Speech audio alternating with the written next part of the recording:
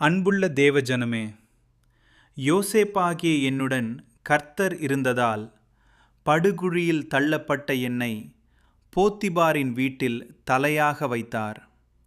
எஜமானின் மனைவியால் பொய்யாக குற்றம் சுமத்தப்பட்டு சிறைச்சாலையில் தள்ளப்பட்ட என்னை கர்த்தர் சிறைச்சாலையில் தலையாக வைத்தார்.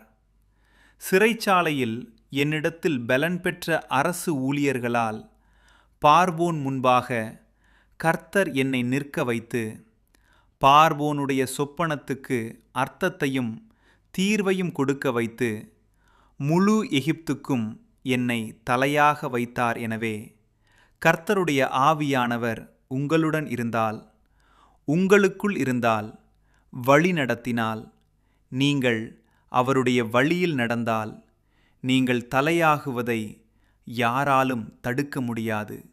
ஆமேன். ஹல்லேலூயா.